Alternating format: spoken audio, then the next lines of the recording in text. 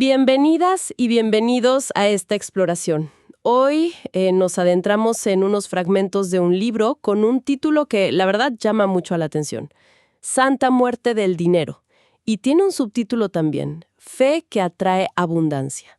Oraciones, reflexiones y caminos espirituales hacia la prosperidad. Un título potente, sin duda. Sí, sí. Nuestra fuente es este libro, publicado por Editorial Julio Acuña con fecha de 2025, y propone algo interesante. Mirar a la Santa Muerte no solo, digamos, desde la devoción más activa, sino como un símbolo. Ajá. Un símbolo cultural y espiritual que se vincula con esa búsqueda, bueno, tan humana, ¿no? De prosperidad y también de amor. Exacto. Y creo que es vital, empezar con una aclaración que el propio texto, fíjate, recalca bastante. A ver. Su intención declarada no es ofrecer como fórmulas mágicas para volverse rico. Nada de eso. Se presenta más bien como una guía. Ok. Una guía para un camino de fe, sí, pero también de claridad mental. Y sobre todo, insiste mucho en esto, de acción consciente. Acción consciente, vale. De hecho, incluye una nota al principio, muy clara. Este libro no sustituye la responsabilidad personal ni promete resultados materiales garantizados. La verdadera prosperidad nace de la alineación entre espíritu, mente y acción. O sea, lo deja bien sentado desde el vamos. Perfecto, queda clarísimo el marco. Entonces, nuestro objetivo hoy es desempacar un poco las ideas centrales de estos fragmentos, sobre la Santa Muerte, la fe, el dinero, la prosperidad, tal como las plantea este texto en concreto. De acuerdo. Pues vamos a ello.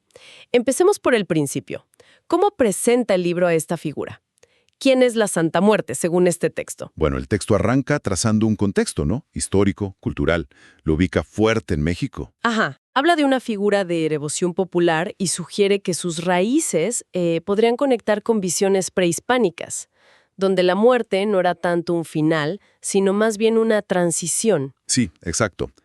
El libro describe justo eso, un proceso de sincretismo, o sea, esa mezcla cultural donde la veneración prehispánica de la muerte se fusiona con elementos de la iconografía católica que llegó con la conquista. Claro, esa mezcla. Y un punto interesante que resalta es que, aunque su culto no está reconocido oficialmente por la Iglesia Católica, pues goza de una popularidad enorme. Sí, eso se sabe. Y particularmente, según dice el texto, entre grupos que se sienten un poco marginados o no representados por las instituciones más tradicionales.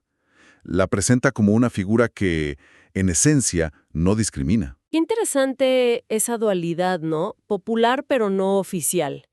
Y más allá de la historia, ¿cómo la aborda simbólicamente el libro? Mencionaste que la ve como un arquetipo. Correcto. La enfoca como un arquetipo potente de transformación. ¿Transformación en qué sentido? Pues como un símbolo universal que representa un cambio profundo. El texto le asocia tres conceptos clave, simbólicos. Primero, renuncia. Renuncia. Sí, lo interpreta como la capacidad de aceptar la impermanencia de todo, ¿no? De soltar lo viejo, lo que ya no sirve, para hacer espacio a lo nuevo. Entiendo. Segundo, justicia. Se le atribuye una imparcialidad, pues, radical. Se convierte en un símbolo de esperanza para quienes sienten que la justicia aquí, la terrenal, les falla. Ok, justicia imparcial. Y tercero, renacimiento. La idea de que morir a viejos hábitos o a situaciones que nos hacen daño es en realidad el paso necesario para empezar una nueva etapa, renacer. Renuncia, justicia, renacimiento. ¡Wow! Son conceptos fuertes. Ahora, pasando a otro punto, el libro dedica bastante espacio a la conexión entre fe y prosperidad, y hace una distinción que parece clave. Sí, es una diferenciación central, la verdad. Contrasta lo que llama fe auténtica con la superstición. A ver, ¿cuál es la diferencia según el texto? Describe la fe auténtica como una conexión interna, profunda, basada en confianza, en introspección, en un deseo de crecer personalmente. Y por otro lado, caracteriza la superstición como algo movido más bien por el miedo, por buscar resultados rápidos, ¿sabes? Sin asumir responsabilidad personal, sin una conexión espiritual real. Claro. El argumento del libro es que la devoción debería ser un viaje hacia adentro, de autoconocimiento, no una simple, petición egoísta para conseguir cosas. Entiendo. Esa distinción es importante. Entonces, si la fe auténtica no es solo pedir y pedir, ¿cómo explica el texto que muchos devotos sí pidan prosperidad? ¿Qué motivaciones ve ahí? Bueno, el libro explora varias razones detrás de eso. Habla, por un lado, de la necesidad básica de superar la escasez, la precariedad, de buscar seguridad, estabilidad, para uno, para la familia. Lógico. También menciona el anhelo de libertad, de autonomía, el deseo de tener medios para poder ayudar a otros incluso. Y para algunas personas lo ve como parte de su crecimiento espiritual. Ujú. Pero insiste mucho en una idea que recorre todo el texto. El dinero debe verse como una herramienta de dignidad. Herramienta de dignidad. Fíjate que eso está interesante. Sí, un medio para vivir con integridad, no como el fin último de la vida. Resuena con algo más que mencionaste antes, la idea de la prosperidad ética. ¿Cómo desarrolla eso el libro? Exacto, conecta directo. Hay un énfasis fuerte en la coherencia. O sea, buscar oportunidades, generar ingresos, pero de formas que estén alineadas con tus propios valores. Ok, Implica un rechazo claro a la riqueza que se obtiene haciendo daño a otros o mediante la corrupción. De hecho, el texto dice que las oraciones que propone no piden solo dinero, ah, ¿no? ¿Qué piden entonces? piden sabiduría financiera, discernimiento. El objetivo que plantea es alcanzar un equilibrio, una especie de justicia económica personal, digamos, y, fundamentalmente, sanar la relación con el dinero, Sanar la relación con el dinero. ¿Cómo? liberándola de cargas como la culpa, el miedo que paraliza o la avaricia. Buscar una relación más sana, más equilibrada. Parece un enfoque bastante integral, ¿no? Y eso me lleva a otro punto. El libro expande la idea de prosperidad más allá del dinero. Si el dinero es solo una herramienta, ¿qué más es la verdadera abundancia para este texto? Totalmente. Argumenta que reducir la prosperidad solo a lo económico es una visión, pues, muy limitada. Claro. Habla de cultivar abundancia en la salud, física y mental. La ve como la base de todo. También enfatiza la abundancia en las relaciones, la riqueza que viene de nutrir conexiones humanas sanas, ¿no?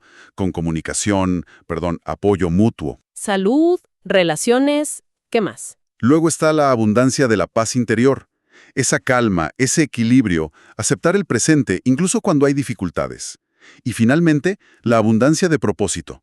Encontrar una dirección, una motivación que le dé sentido a lo que haces cada día. Tiene lógica. Incluso, Hifety sugiere un ejercicio de reflexión llamado Mi definición personal de prosperidad. Invita a cada quien a definir qué significa realmente ser próspero en todos estos aspectos. Salud, relaciones, paz, propósito. Es una visión mucho más holística, definitivamente.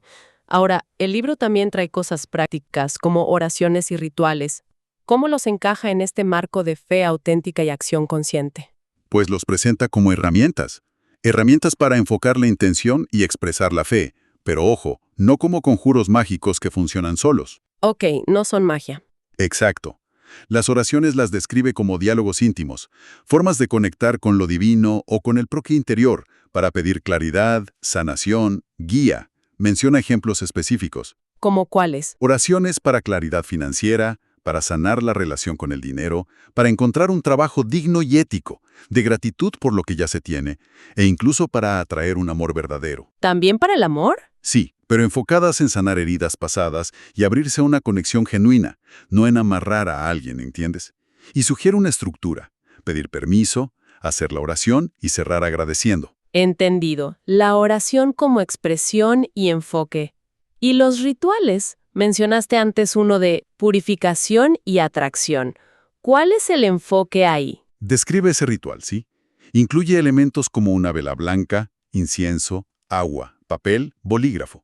Detalla los pasos: preparar un espacio tranquilo, encender la vela, escribir las intenciones o lo que quieres soltar, Ajá. meditar visualizando el resultado, purificar simbólicamente el papel en agua, dejar que la vela se consuma.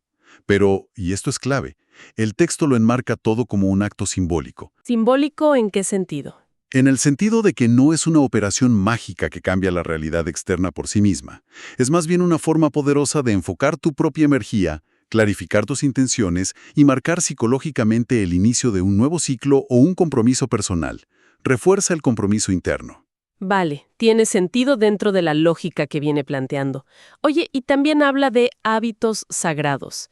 Esa combinación suena, interesante. ¿A qué se refiere con eso? Sí, propone darle un nuevo significado, digamos, a 3 hábitos muy cotidianos viéndolos como prácticas espirituales. El primero es el ahorro. ¿El ahorro como algo sagrado? Bueno, no lo ve como acumular por miedo o avaricia, sino como un acto de fe en el futuro, como una forma de honrar los recursos y prepararse con confianza para lo que venga. Ok, una perspectiva diferente. ¿Cuál es el segundo? El trabajo. Sugiere verlo no solo como la forma de ganarse la vida, sino como una ofrenda consciente. Una manera de expresar tus talentos, encontrar propósito y contribuir al bien común. El trabajo como ofrenda. Y el tercero es la generosidad. No solo dar limosna, sino entenderla como participar en un flujo de energía. Dar y recibir. Creer que la generosidad auténtica, de tiempo, recursos, atención, abre canales para que la abundancia circule también en tu vida. Ahorro como fe, trabajo como ofrenda, generosidad como flujo. Caray, es una perspectiva que sí cambia la mirada sobre cosas del día a día. Y para reforzar esto, menciona también reflexiones diarias, ¿no? Exacto. Propone una serie de 30 reflexiones cortitas, una para cada día del mes, diseñadas para cultivar lo que llama una mente abundante. ¿Tienes algún ejemplo? Sí, ponle el del día 1. Hoy confío en que el universo me guía hacia lo que necesito. La idea es leerlas por la mañana o por la noche, como un ancla, para inspirar, mantener el enfoque y alinear los pensamientos y acciones con una perspectiva de confianza, de posibilidad, en lugar de escasez o miedo. Ok, hemos visto el contexto, los conceptos, las prácticas internas, pero el libro insiste mucho en la acción. ¿Cómo conecta todo esto con las decisiones ya concretas, sobre todo las financieras? ¿Habla de tomar decisiones con integridad? Aquí es donde, según el texto, la fe se tiene que materializar, ¿no? Propone 5 principios para guiar las decisiones financieras desde esta perspectiva ética y consciente. A ver, ¿cuáles son? Primero, claridad de valores y metas, o sea, saber qué es importante para ti más allá del dinero. Segundo, transparencia y honestidad, actuar con verdad, sin engaños ni autoengaños. Ok, claridad y honestidad. Tercero, responsabilidad y compromiso, hacerse cargo de las propias finanzas y cumplir los acuerdos. Cuarto, consideración del impacto en los demás, pensar cómo afectan tus decisiones económicas a otros y al entorno. Importante ese punto. Y quinto, rechazo de la corrupción y la injusticia. No participar en acciones que dañen a otros, aunque parezca que te benefician a corto plazo. Además, recomienda buscar educación financiera y asesoría profesional como parte de esa responsabilidad. Es un marco ético bastante definido para la acción económica, la verdad. Y para que no quede solo en teoría, el texto incluye un par de historias, ¿cierto? ¿Cómo ilustran esa mezcla de fe y esfuerzo? Sí, relata brevemente 2 casos que presenta como ejemplos. Bueno, inspiradores. El primero es el de María. La describe como alguien que pasó de estar, pues, ahogada en deudas a una situación de estabilidad y abundancia. ¿Y cómo lo hizo según el texto? Combinando su fe, usando la oración y meditación para mantener la calma y la claridad, con acciones muy concretas. Buscó activamente educación financiera para entender su situación. Diseñó un plan realista para pagar sus deudas y lo siguió con disciplina. Y estableció el hábito del ahorro constante, aunque fuera poquito al principio. El segundo caso es el de Juan. Se cuenta que descubrió su propósito de vida orientado al trabajo social en un retiro espiritual, que fue como un antes y un después para él. ¿Y qué hizo después de eso? Pues no se quedó ahí. Alineó su vida con ese propósito tomando acciones prácticas. Se puso a estudiar para formarse como trabajador social y empezó a dedicar tiempo como voluntario en organizaciones comunitarias. Conectó su despertar interior con una contribución tangible al mundo. Claro, ambos ejemplos, tal como los presenta el libro, parece que subrayan lo mismo, ¿no? La fe como la chispa, como la guía, la fuente de fortaleza interna. Exacto. Pero inseparable del esfuerzo personal, de la planificación y de la acción coherente en el mundo real. No es esperar que las cosas caigan del cielo. Para nada. Es usar la fe como motor para construir. Bueno, haciendo una síntesis de lo que hemos explorado en estos fragmentos de Santa Muerte del Dinero, pues emerge una visión donde la prosperidad es integral. Salud, relaciones, paz, propósito. Además de las finanzas, claro. Sí, Y se cultiva mediante una fe que es introspectiva, ética y que necesariamente, según el libro, debe traducirse en acciones responsables y coherentes. exactamente. El mensaje que se repite en estos extractos es que la verdadera riqueza está en vivir alineado con tus propios valores y creencias. La figura de la Santa Muerte, en la interpretación particular de este libro, funciona como un símbolo de transformación, Ajá. un recordatorio de la impermanencia, de la necesidad de soltar lo viejo para abrazar lo nuevo, guiando ese proceso de cambio personal y también financiero. Y el texto cierra con una frase que creo que encapsula bien esa tensión dinámica entre creer y hacer. Que tu fe te dé alas, pero que tus manos construyan tu destino. Una frase potente, sí, un llamado a ese equilibrio. Definitivamente. Lo cual nos deja, quizás, con una pregunta para la reflexión personal. A ver, más allá de las creencias individuales sobre la figura de la Santa Muerte en sí, ¿qué pasaría si empezáramos a ver algunas de nuestras actividades más, pues, mundanas, ¿no? Como ahorrar, ir al trabajo cada día, decidir cómo gastamos el dinero? Mm, Si las viéramos no solo como obligaciones o tareas funcionales, sino como hábitos sagrados u ofrendas conscientes, como sugiere este texto. claro. ¿Cómo cambiaría nuestra experiencia y quizás nuestras decisiones si viéramos esas acciones como una expresión tangible de nuestros valores, de nuestras intenciones más profundas? Es un ángulo interesante para pensarlo, ¿no? Sin duda, una pregunta que invita a mirar lo cotidiano con otros ojos. Y con esa reflexión cerramos nuestra inmersión de hoy en las ideas presentadas en estos extractos de Santa Muerte del Dinero.